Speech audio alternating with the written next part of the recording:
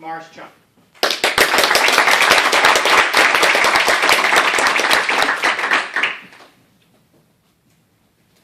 I remember 12 years ago.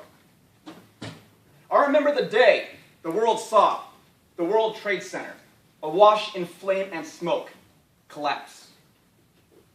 I remember September 11th, 2001. But you know what I will never forget? The hundreds of firefighters, medics, policemen, the ordinary citizen who ran not away, but towards danger to make a difference. These people are heroes. And I'm not talking about the movie or sports icon types. I'm not talking about superheroes with superpowers dressed in tight spandex announcing, "I am here to save the world." Please. I'm talking about real, honest-to-God men and women who distinguish themselves from the crowd through acts of incredible courage, who stand for incredible causes, who serve as an example for each and every single one of us, the incredible heights we can all rise to, despite our frailties. These are true heroes, and I believe each and every single person in here has the potential to become one. But where do we begin? Well, the foundation of heroism always lies with the roots of courage. Look, for example, to the story of Meet Geese, which takes place in the 1940s, Europe, during the time of Adolf Hitler's Third Reich. There are a lot of heinous things I can say about this time, but two factors in particular stand out. One, mindless conformism to authority.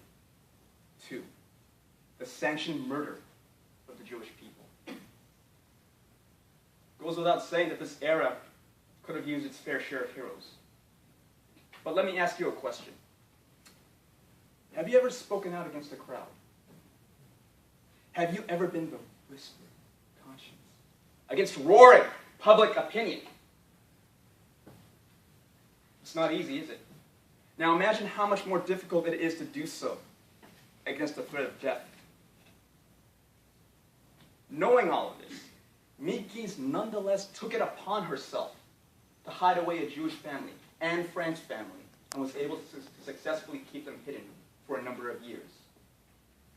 Now, Meet was no Superman. But come on, let's be real. What does Superman need to be afraid of? Bullets bounce off his chest like ping pong balls off a tennis racket. Nothing can hurt him. But speaking out against the regime meant rolling the dice with your life. Meet Geese was a true hero because she was able to call upon incredible courage under the worst of circumstances.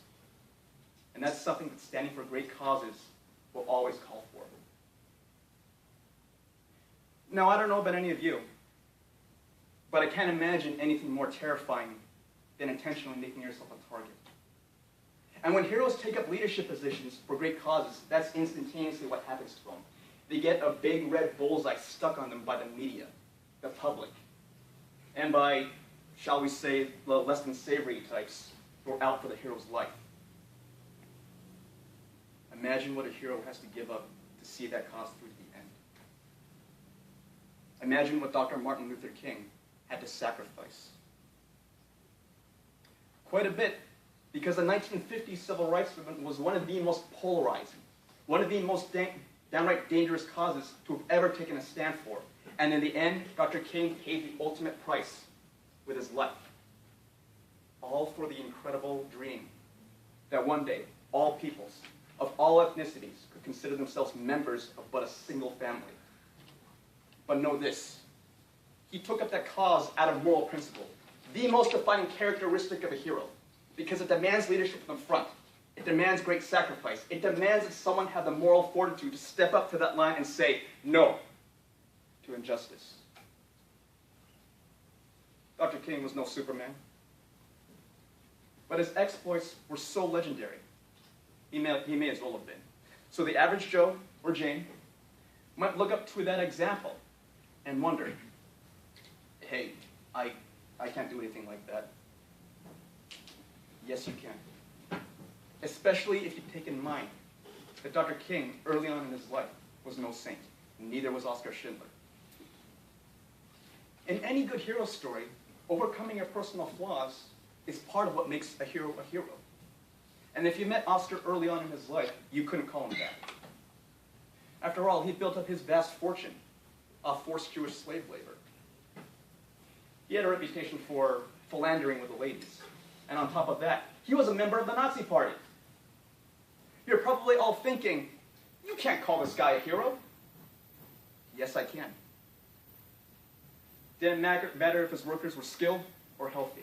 He falsified documents to keep them out of the concentration camps. That vast fortune he had, every penny spent to feed, clothe, and otherwise care for those under his protection.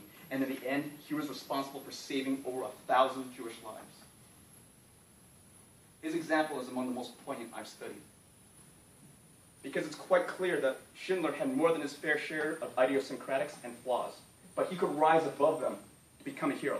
And if Schindler can do it, what does that say about folks like me? What does that say about all of you? That's up for you to decide. I guarantee you that tragedy and devastation will visit you at some point in your life. You will see the tears. You will hear the screams of the afflicted. And during those times, you just might ask yourself, well, what am I going to do about it? Plenty. History's heroes have shown us that there are differences to be made in causes big and small. That being imperfect, being flawed, is no impediment to heroism. Although you may never be considered a great leader, although ultimately history may not turn around your actions, realize somewhere out there, there are people looking for individuals to become beacons of strength, hope, and inspiration. So go out there, dry the tears of your fellow man, take the hand of a defeated individual and raise his hand in victory.